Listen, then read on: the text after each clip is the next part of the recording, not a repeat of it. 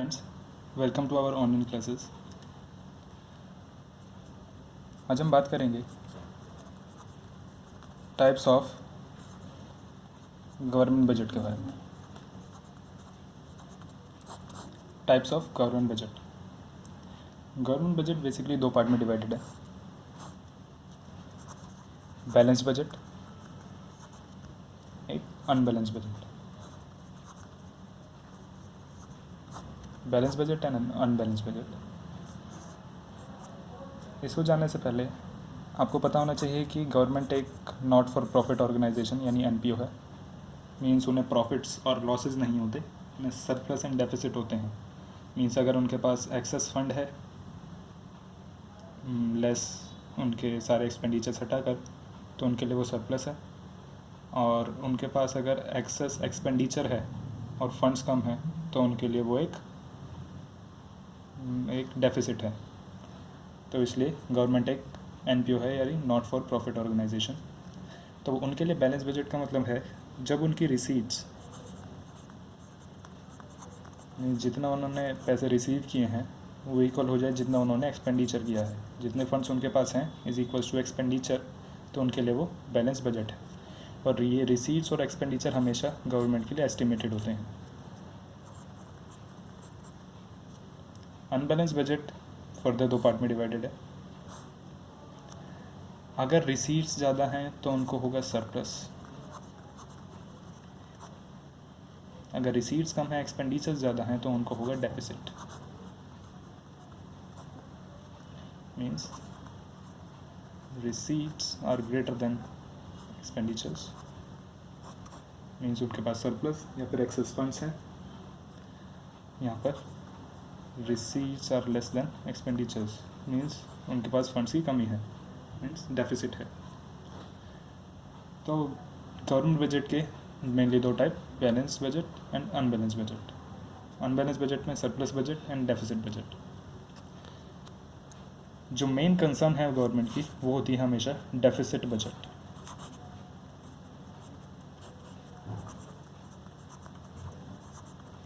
जो main concern होती है गवर्नमेंट की वो होती है हमेशा डेफिसिट बजट।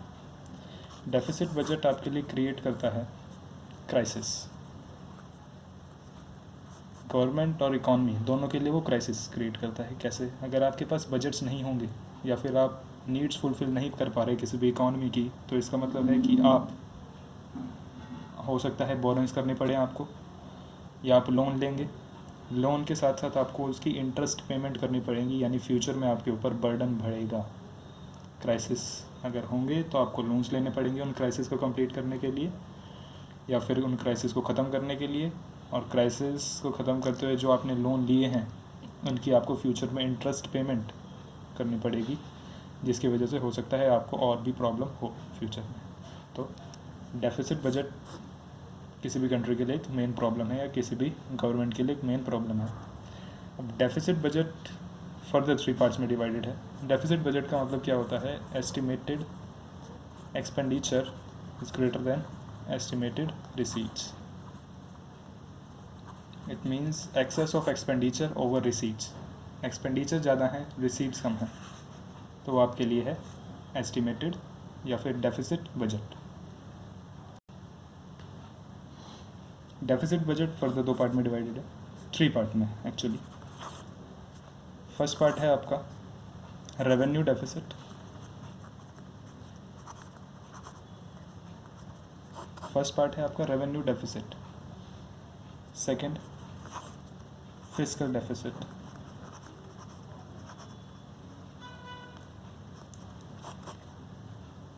किसी भी कंट्री में डेफिसिट को अगर जज करना है तो मेनली आपको ये दो डेफिसिट देखने पड़ते हैं। मींस मेन दो तरह के डेफिसिट आपके revenue deficit and fiscal deficit होते हैं। फर्दर एक्सटेंशन आती है एक डेफिसिट की, वो आती है प्राइमरी डेफिसिट।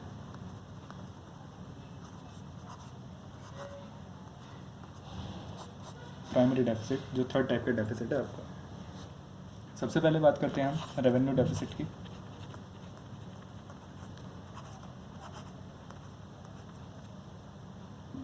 रेवेन्यू डेफिसिट का मतलब होता है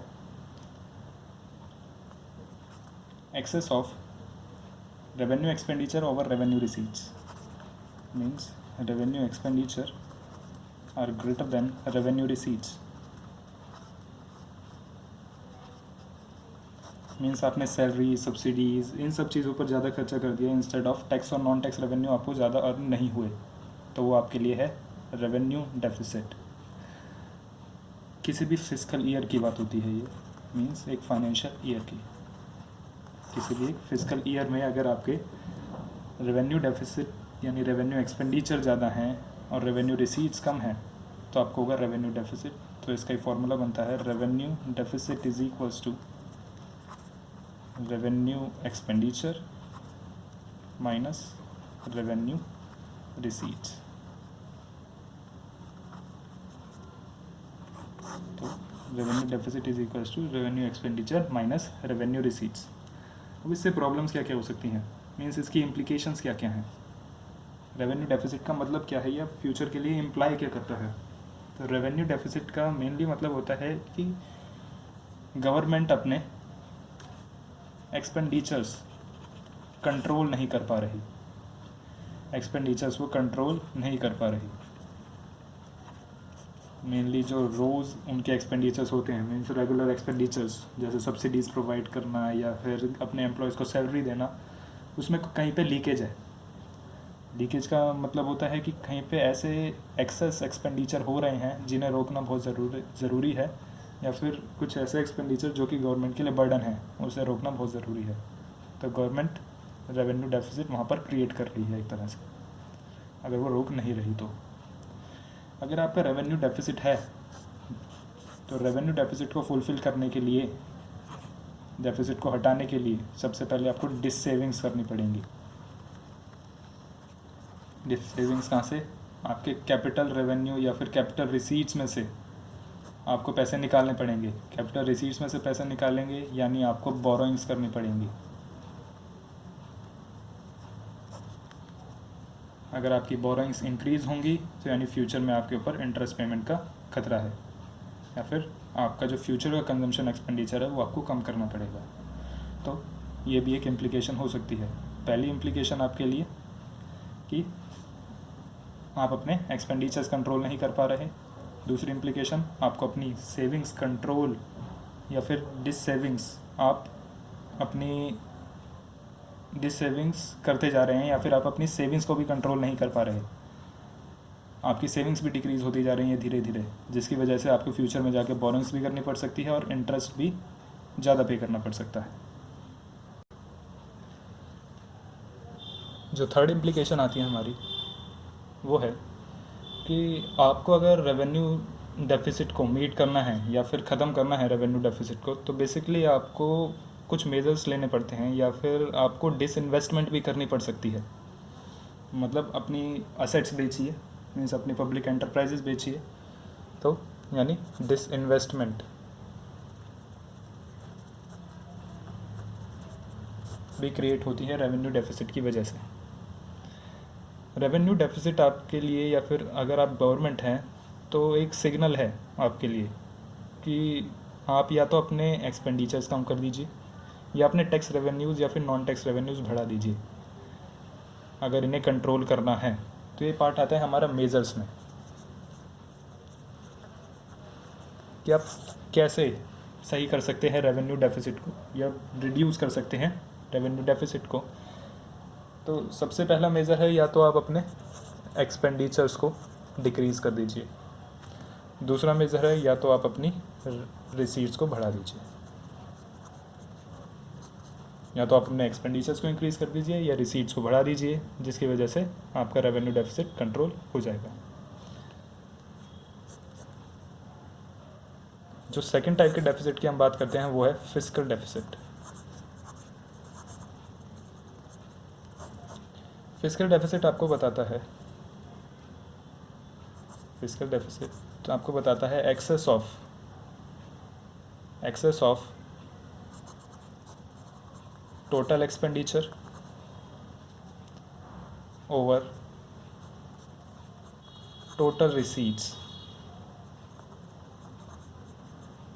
excess of total expenditure over total receipts मतलब टोटल एक्सपेंडिचर ज़्यादा है टोटल रिसीट से, तो वो आपको बताएगा फिजिकल डेफिसिट, लेकिन आप रिसीट्स में बोरोइंग्स को इंक्लूड नहीं करते, तो इसलिए एक्सक्लूडिंग बोरोइंग्स।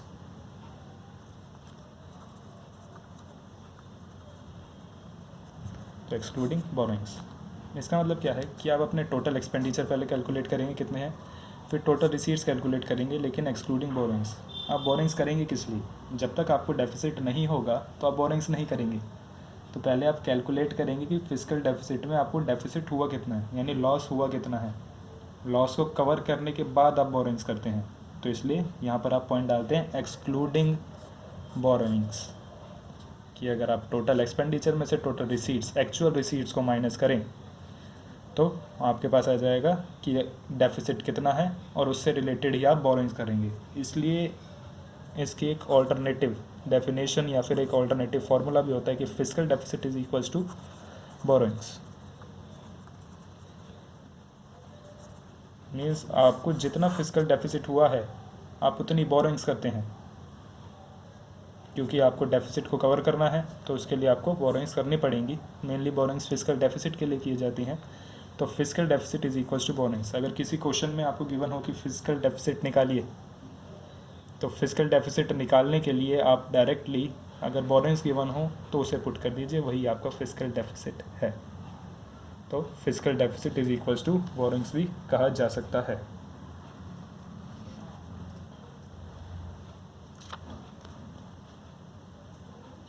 अगली बात करते हैं इसमें इम्प्लीकेशंस की।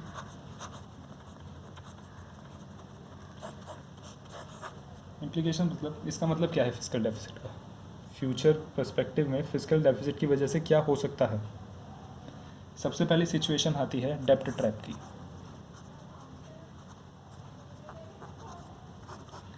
डेब्ट ट्रैप की सिचुएशन आपको क्या कहती है कि मान लीजिए आपने बोरोइंग्स करी, अब आप बोरोइंग्स करेंगे तो उसके लिए आपको इंटरेस्ट भी पे करना पड़ेगा। आपने ईयर 1 में बोरोइंग्स करी 10,000 रुपीज़ की, ईयर 2 में आपको बोरोइंग्स के साथ साथ उसका इंटरेस्ट भी पे करना है, लेकिन आपको ईयर 2 में फिर से डेफिसिट हो गया और आपका ईयर 2 में फिजिकल डेफिसिट आया 5,000। मीन्स आपने पिछले साल लोन लिया था 10,000 का, इस साल आपको उसकी इंटरेस्ट पे करना है। मान लीजिए 10% इंटरेस्ट है तो आपको 1,000 रुपीज़ इंटरेस्ट पे करना है, प्लस इस साल भी आपको फिजिकल डेफिसिट हो गया 5,000 का, तो आपको इसको भी कवर करना है। तो आप इसको कवर करने के लिए भी लोन लेंगे। तो आप लोन इस साल लेंगे कितना? तो आप लोन लेंगे 5,000 इसको कवर करने के लिए, प्लस 1,000 इसका इंटरेस्ट पे करने के लिए, यानी 6,000। आपने 6,000 का एक्स्ट्रा लोन लिया। पहले आपने लोन लिया था ईयर 1 में 10,000 का, अब आपको ईयर 2 में लोन लेना पड़ा 6,000 का, कि फर्स्ट ईयर का आपको इंटरेस्ट प्लस इस साल का आपको 5,000 फिजिकल डेफिसिट भी कवर करना है। तो पहले आपने लिया था 10,000 का, अब लिया 6,000 का, तो अब आपके ऊपर टोटल लोन है 16,000 का, और आपको इसके ऊपर इंटरेस्ट पे करना है 10% के मांग हिसाब से ही 1,600 रुपये अगले साल। अगर मान लीजिए अगले साल भी आपको डेफिसिट हो जाता है किसी वजह से, तो आपको उसको भी कवर करना है बोरोइंग्स के साथ साथ, प्लस इंटरेस्ट भी पे करना है। तो आप ये डेब्ट ट्रैप की सिचुएशन में जा रहे हैं। मींस डेब्ट ट्रैप की सिचुएशन क्या होती है? डेब्ट ट्रैप की सिचुएशन एक ऐसी सिचुएशन है जहाँ पर आपको लोन पे करने के लिए भी लोन लेना पड़ रहा है। मीन्स आपको 10,000 का इंटरेस्ट पे करने के लिए भी आपको एक्स्ट्रा लोन लेना पड़ रहा है।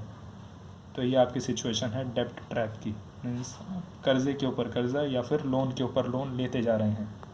पहले 10,000 का, अब 6,000 का, अगर आगे हुआ तो हो सकता है और भी लोन लेना पड़े।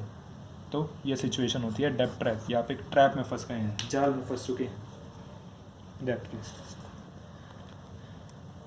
दूसरा पॉइंट आता है इन्फ्लेशन। इन्फ्लेशन आपको क्या कहता है कि कभी कभी अगर गवर्नमेंट को फिजिकल डेफिसिट कवर करना है तो वो आरबीआई से कहती है या फिर सेंट्रल बैंक से कहती है कि आप मुझे करेंसी प्रिंट करके दीजिए।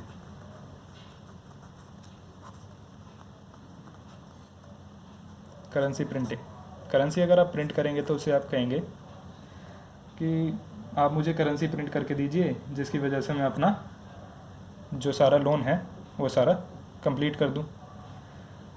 अगर ये सारा, अगर आपको लोन अपना कंप्लीट करना है तो इस प्रोसेस को कहा जाता है डेब्ट फाइनेंसिंग।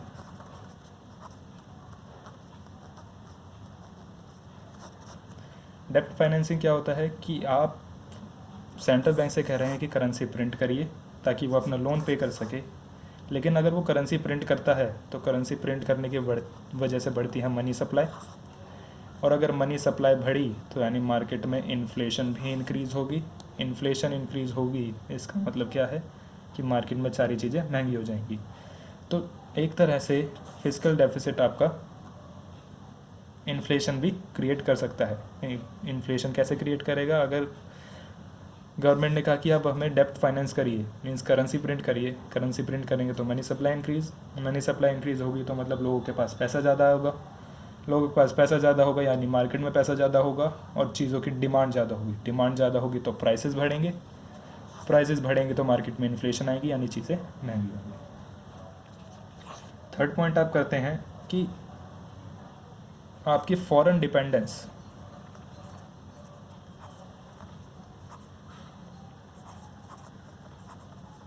आपकी फॉरेन डिपेंडेंस इंक्रीज़ हो जाएगी। मींस कभी कभी आपको बाहर के इंस्टीट्यूशन से भी लोन लेना पड़ता है, जैसे वर्ल्ड बैंक या फिर IMF।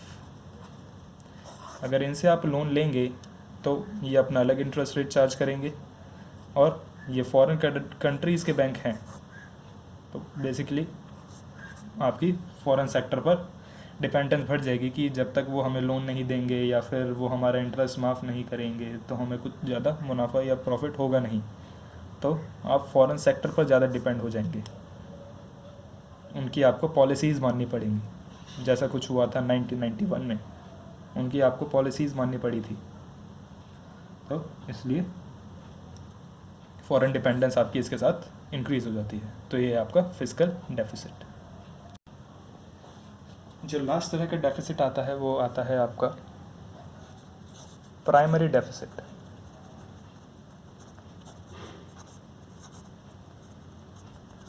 प्राइमरी डेफिसिट बेसिकली आपको कहता है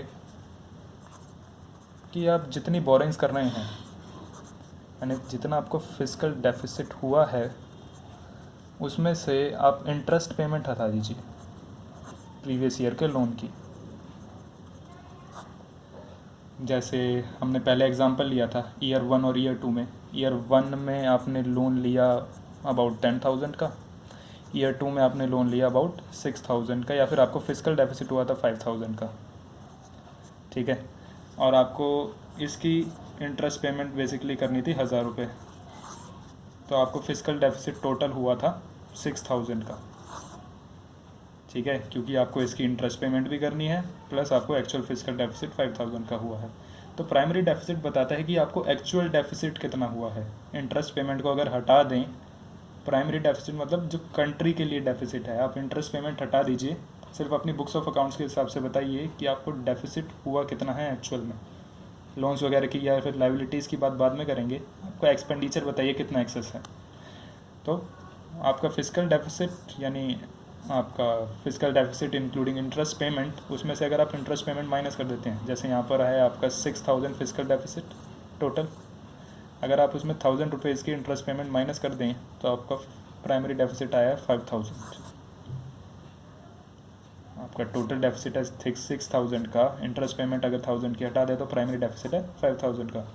तो प्राइमरी डेफिसिट बताता है कि कितने एक्सपेंडिचर ज़्यादा हैं। आप इंटरेस्ट पेमेंट को इंक्लूड मत करिए, सिर्फ अपने एक्सपेंडिचर्स बताइए कि आपके एक्सपेंडिचर्स कितने ज़्यादा हो रहे हैं जो आपको सर्विसेज प्रोवाइड करने में लग रहे हैं एक्सपेंडिचर्स। तो फिर प्राइमरी डेफिसिट बेसिकली बताता है कि excess of fiscal deficit for interest payment. इसके कुछ इम्प्लीकेशंस हैं, जैसे अगर प्राइमरी डेफिसिट ज़ीरो है तो इसका मतलब क्या है कि आपका जितना भी डेफिसिट है वो इंटरेस्ट पेमेंट से रिलेटेड है। इसका मतलब क्या है कि फिस्कल डेफिसिट और इंटरेस्ट पेमेंट इक्वल हैं। जब प्राइमरी डेफिसिट इक्वल ज़ीरो है तो मतलब जितने भी फिस्कल डेफिसिट हुए हैं वो सिर्फ इंटरेस्ट पेमेंट की वजह से हुए हैं, वरना आपके ऊपर कोई भी फिस्कल डेफिसिट नहीं है या फिर आपको कोई भी डेफिसिट नहीं हो रहा, सिर्फ इंटरेस्ट पेमेंट से रिलेटेड आपको डेफिसिट हो रहा है। एक पॉइंट आता है जब primary deficit is equals to fiscal deficit है सिर्फ। इसका मतलब क्या है कि आपने कोई लोन नहीं ले रखा, तो यानी आपको इंटरेस्ट पेमेंट भी नहीं करनी तो यानी जितना भी प्राइमरी डेफिसिट है और जितना भी फिजिकल डेफिसिट है ये दोनों इक्वल होंगे। क्यों होंगे? क्योंकि आपने कोई लोन नहीं ले रखा तो इंटरेस्ट पेमेंट भी पे नहीं करनी।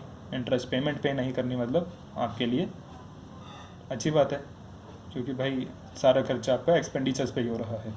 तो इसलिए इस पॉइंट पर primary deficit is equals to physical deficit हो जाता है जब आपको इंटरेस्ट पेमेंट पे नहीं करनी। होप आपको ये कॉन्सेप्ट समझ आ गए होंगे। तो hope you like this video. Thank you very much.